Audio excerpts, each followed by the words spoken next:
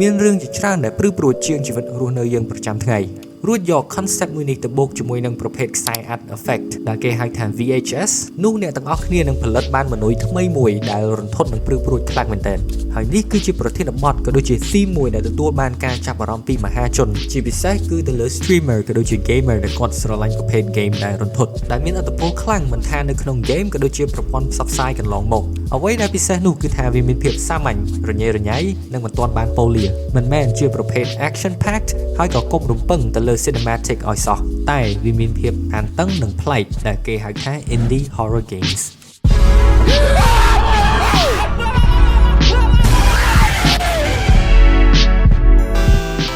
game បែប indie horror គឺជា game ដែលរន្ធត់បង្កើតឡើងដោយក្រុម developer តូចៗឬក៏អ្នកបង្កើតតែឯងដែលភាគច្រើនគឺមិនមានការគ្រប់គ្រងហិរញ្ញវត្ថុពីក្រុមហ៊ុនធំៗណានោះទេយើងធ្លាប់តែបានឃើញវានៅក្នុង game ជប៉ុននិងនៅលើគេហទំព័រ itch.io ជាដើមប៉ុន្តែថ្មីនេះ developer ខ្មែរម្នាក់មានឈ្មោះថា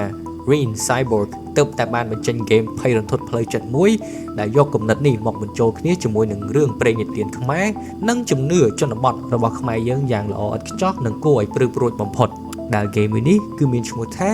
Missing the Late Night Rice Noodle ថ្ងៃនេះគឺខ្ញុំចង់មកធ្វើ analysis ក៏ដូចជាជជែកគ្នាឲ្យស៊ីជម្រៅទៅលើ game ដ៏ប្លែកមួយនេះខ្ញុំចង់មកបកស្រាយសាច់រឿងវិភាគពីរបៀបដែល game នេះបំផ្លែងវប្បធម៌ខ្មែរយើងពិតៗទៅជាភ័យរន្ធត់បែបផ្លូវចិត្តនិងស្វែងយល់ថាហេតុអ្វីបានជា game នេះជាសញ្ញាដ៏គួរឲ្យរំភើបមួយសម្រាប់ការរីកចម្រើននៃវិស័យបង្កើត game នៅក្នុងប្រទេសកម្ពុជា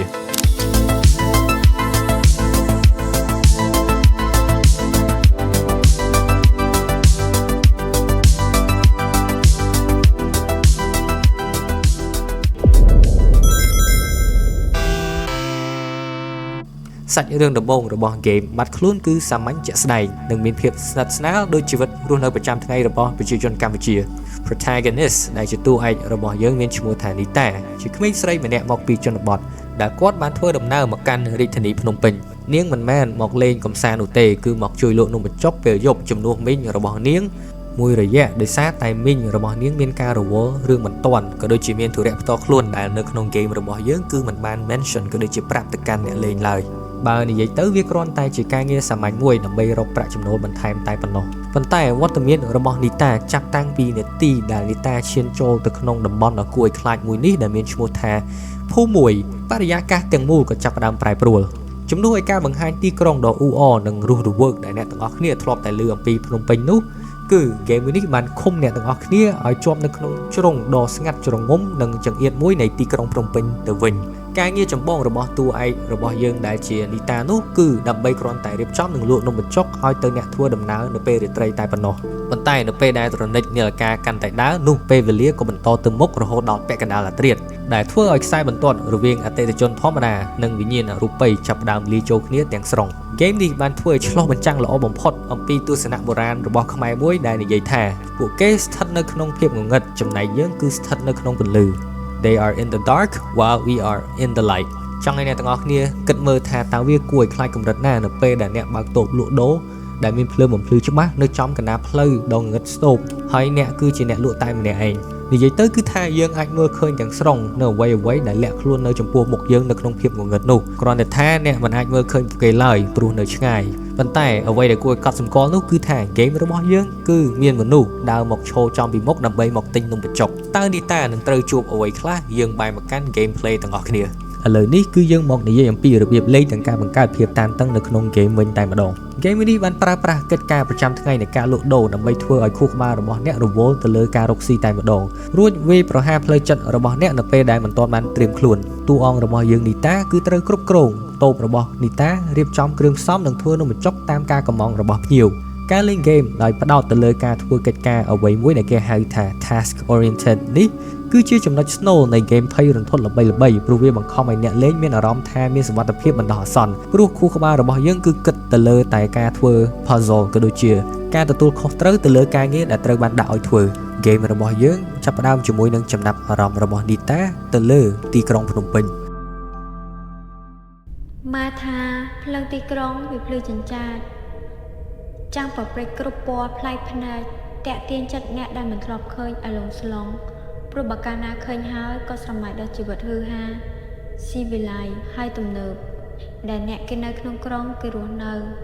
ប្រៀបដូចជាចង្រិតដែលជាប់អន្ទាក់ព្រោះភ្លើងគប់តាមស្រែនរណាក៏គេនិយាយដូច្នោះខ្ញុំឮឡើងសឹកក៏ដាស់តិចហើយតែរឿងមួយដែលមិនធ្លាប់មាននរណាឆ្ងល់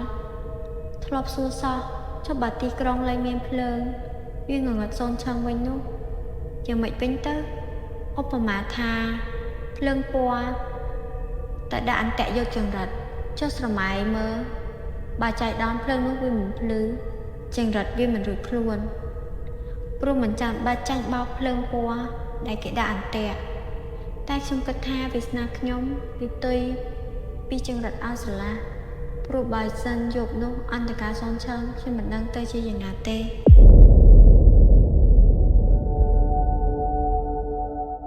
នីតាបាននិយាយរៀបរាប់អធិប្បាយអំពីចំណាប់អារម្មណ៍ទៅលើទីក្រុងភ្នំពេញនៅពេលដែលមានភ្លើងពណ៌ភ្លឺរន្ទឺអ៊ូអរប៉ុន្តែបើសិនជាបាត់ភ្លើងពណ៌ហើយអ្វីប្រែទៅជាងងឹតតើនីតានឹងមានវាសនាដូចជានឹងសត្វចង្រិតដែលមិនអាចគិតខ្លួនពីភាពងឹតបានដែរឬអត់ព្រោះនាងបាននិយាយអំពីបទពិសោធន៍នៃយប់នោះដែលបើសិនជានាងគឺមានវាសនាដូចទៅជានឹងសត្វចង្រិតនោះនាងនឹងអាចមិនមានថ្ងៃនេះទេបើនិយាយរួមគឺនីតាដែលជា protagonist តួឯករបស់យើងគឺរៀបរាប់អំពីអ្វីដែលបានកើតឡើងនៅយប់នៅថ្ងៃដែលនាងបានលក់នំបញ្ចុកជំនួសអ៊ីរបស់នាង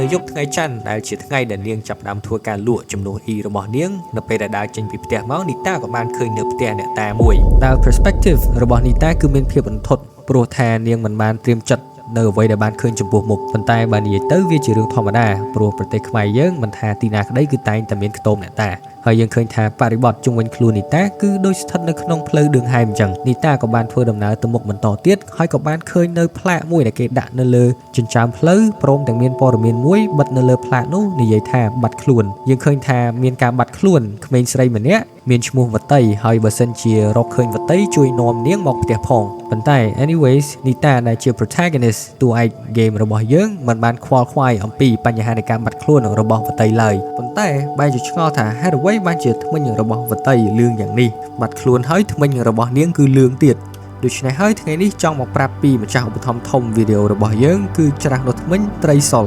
ច្រាស់នោះធ្មេញត្រីសុលគឺជាផលិតផលខ្មែរផ្ដោតទៅលើគុណភាពជាចម្បងមានពីរជម្រើសគឺប្រភេទ premium និង economic ត្រីសុលគឺមានសរសៃច្រាស់ទន់ស្វិតនិងក្បាលតូចជួយសម្អាតកាកសំណល់និងបាក់តេរីបានយ៉ាងជ្រៅព្រមទាំងការពារអញ្ចាញធ្មេញបានយ៉ាងល្អ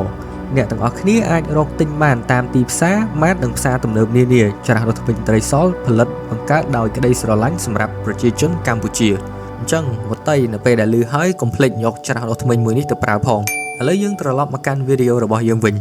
នៅពេលដែលនីតាបានឃើញព័ត៌មានដែលបិទនៅលើចិញ្ចើមផ្លូវមួយនេះវា seem awkward ក៏ដូចជា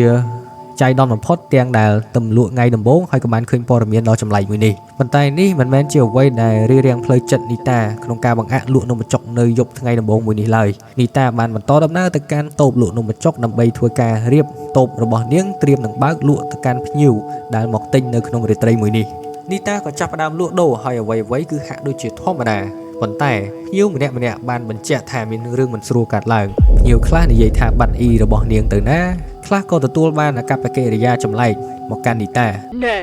ឃើញមានគេដើរតាមនាងទៅមកបើកតូបនឹងត្រូវជាពីណាគេនឹងហា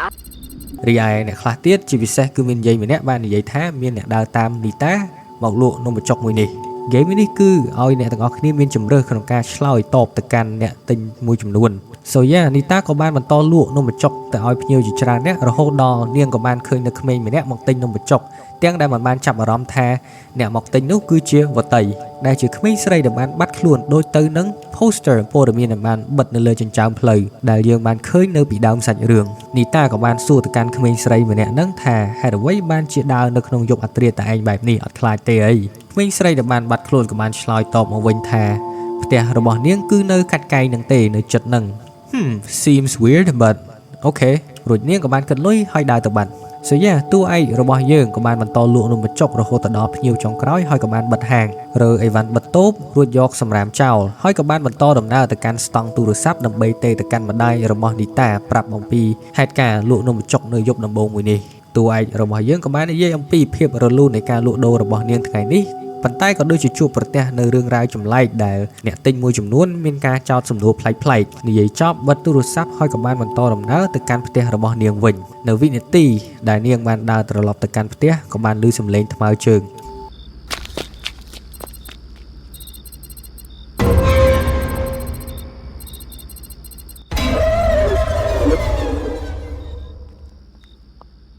ហ្គេមរបស់យើងក៏ត្រូវបានបញ្ចប់ដោយមានវត្តមានរបស់វតីក្មេងស្រីដែលបានបាត់ខ្លួនបញ្ញានីតានៅវិនាទីចុងក្រោយដោយនាងបានរត់ចូលទៅកាន់ភាពងងឹតបាត់ខ្លួនតែម្ដងហើយនេះបានបញ្ជាក់ថាវតីគឺត្រូវបានស្លាប់បាត់ទៅហើយអ្វីដែលតួឯករបស់យើងបានជួបប្រទះនោះគឺជា entity ឬក៏ជាមនុស្សអរូបដែលបានលងបន្លាចនាងនៅក្នុងហ្គេមមួយនេះអញ្ចឹងបាន description នៅក្នុងហ្គេមរបស់យើងបាននិយាយថា they are in the dark while we are in the lightដោយទៅនឹងអ្វីដែលបាន mention នៅក្នុងដើមវីដេអូមួយនេះគឺ quote on quote ពួកគេស្ថិតនៅក្នុងងងឹតចំណែកយើងគឺស្ថិតនៅក្នុងពន្លឺអញ្ចឹងអ្នកទាំងអស់គ្នាមានចាប់អារម្មណ៍អត់ថាតួឯករបស់យើងនៅពេលដែលគាត់កំពុងតែលក់នៅក្នុងស្តង់នំបញ្ចុកដែលមានភ្លើងគ្រប់គ្រាន់មិនមានអពុទ្ធហេតុចម្លែកណាកើតឡើងចំពោះមុខនាងបានឡើយបើទោះបីនាងបានឃើញវតីដែលជាក្មេងបាត់ខ្លួននៅកន្លែងលក់នំបញ្ចុកក៏ដោយប៉ុន្តែអាកប្បកិរិយាក៏ដូចជាអាការៈរបស់នាងគឺមានភាពប្រក្រតីដូចទៅនឹងមនុស្សធម្មតាបើទោះបីនាងគឺជាអមនុស្សក៏ដោយនេះគឺដោយសារតែនីតាស្ថិតនៅក្រោមពន្លឺដែលចែងចាំងពីកន្លែងលក់តូបរបស់នាង but as soon as នីតាដើរចេញពីកន្លែងហ្នឹងហើយដើរចូលទៅកាន់ភាពងងឹតវិញយើងក៏បានឃើញជាក់ស្ដែងគឺអមនុស្សគឺវាបង្ហាញពីភាពរន្ធត់និងព្រឺព្រួចខុសប្រក្រតីរបស់វាដូចទៅនឹង antagonist របស់យើងដែលជាវតីដែលជាក្មេងបាត់ខ្លួននោះគឺនាងចាប់ផ្ដើមបង្ហាញពីអកប្បកិរិយាចម្លែករត់មិនដូចមនុស្សធម្មតាចូលទៅកាន់ភាពងងឹតបាត់ត្រឡប់មកកាន់អ្វីដែលនីតាបានរៀបរាប់វិញនៅក្នុងដើមរឿងបើសិនជានាងធ្លាក់នៅក្នុងរណ្ដៅចាញ់បោករត់ទៅតាមវតីដែលជាក្មេងបាត់ខ្លួននោះចូលទៅក្នុងភាពងងឹតនោះនីតាគឺនឹងអាចជួបនៅវិបដិសារីហើយមិនដឹងថាតើនាងនឹងកើតអ្វីឡើយដែលហ្គេមរបស់យើងគឺមិនបានបញ្ចប់ដោយ ending ដ៏ព្រឺព្រួចនោះទេគឺនីតាបានត្រឡប់ទៅកាន់ផ្ទះរបស់នាងដោយសុវត្ថិភាពហ្គេមរបស់យើងក៏ត្រូវបានបញ្ចប់អញ្ចឹងយើងឃើញថាអ្វីដែលធ្វើឲ្យហ្គេមមួយនេះងើបផុតពីហ្គេមលងបន្លាចធម្មតាទៅជាស្នាដៃសិល្បៈដ៏ពិតប្រាកដមួយគឺដោយសារតែការផ្សារភ្ជាប់ទៅនឹងវប្បធម៌ខ្មែរមែនតើទៅយើងឃើញថានៅប្រទេសកម្ពុជាយើងតូបនំបញ្ចុកគឺជានិមិត្តរូបនៃភាពស្និទ្ធស្នាលសហគមន៍និងអាហារប្រពៃណីដ៏ឈ្ងុយឆ្ងាញ់អ្វីដែលពិសេសនោះគឺយើងបានឃើញថា developer បានបំផ្លែងតូបនំបញ្ចុកមួយនេះឲ្យទៅជាកន្លែងដែលងាយរងគ្រោះនិងពោពេញទៅដោយគ្រោះថ្នាក់ដ៏អាថ៌កំបាំងដែលមែនតើទៅគឺបង្កើតនូវអារម្មណ៍មួយដែលចាក់ដោតហើយគួរឲ្យពិសេសនិងគួរចាប់អារម្មណ៍ខ្លាំងមែនតើប៉ុន្តែវាគ្រាន់តែជាហ្គេមហើយក្រៅពីភាពភ័យខ្លាចនោះយើងត្រូវមើលទៅលើរូបភាពដែលធំជាងនេះទៅទៀតអស់រយៈពេលជាយូរមកហើយដែលទីផ្សារហ្គេមខ្មែរបែបប្លែកៗជាពិសេសគឺ indie horror game ដែលខ្ញុំកត់សម្គាល់ថាមិនសូវមាននោះឡើយនៅក្នុងប្រទេសកម្ពុជាយើងព្រោះហ្គេមនេះគឺមានភាគច្រើនមកពីបណ្ដាប្រទេសជប៉ុននិងអាស៊ីមួយចំនួនតូចដែលចូលចិត្តយក folklore ក៏ដូចជាវប្បធម៌មកធ្វើជា indie horror games ដែលវាបង្កើតអារម្មណ៍ថ្មីមួយសម្រាប់អ្នកលេងដើម្បីគាត់ទទួលបានបទពិសោធន៍ពីវប្បធម៌របស់ប្រទេសមួយៗអញ្ចឹងខ្ញុំអាចនិយាយបានថា developer game ខ្មែរមួយនេះបាននឹងកំពុងបោះជំហានទៅមុខដោយបង្ហាញថាពួកគេមានសមត្ថភាពនិងមានចក្ខុវិស័យនិងមានរឿងរ៉ាវវប្បធម៌ផ្ទាល់ខ្លួនដើម្បីប្រកួតប្រជែងជាសកលបានសរុបមកគឺថាបាត់ខ្លួន Missing the Late Night Rice Noodle មួយនេះគឺជា demo version នៅឡើយទេនៅពេលដែល full version នឹងចេញយើងអាចរំពឹងបានថានឹងមាន ending ផ្សេងៗទៀតក៏ដូចជាជម្រើសនៃការឆ្លើយតបទៅកាន់ NPC ដែលគួរឲ្យចាប់អារម្មណ៍និងភាពទាក់ទាញបន្ថែមទៀត So yeah ជាចុងក្រោយប្រសិនបើអ្នកទាំងអស់គ្នាជាអ្នកគាំទ្រប្រភេទ game រន្ធត់បែបផ្លូវចិត្តឬក៏ប្រភេទ indie horror games សូមជំរុញឲ្យអ្នកទាំងអស់គ្នាទៅសាកល្បង download និងលេងនៅ version demo មួយនេះដើម្បីជាការបង្ហាញពីការ support ក៏ដូចជាគាំទ្រទៅកាន់ developer នៅក្នុងស្រុកប្រទេសកម្ពុជារបស់យើងកុំភ្លេចចុច like subscribe ហើយជួបគ្នានៅវីដេអូក្រោយ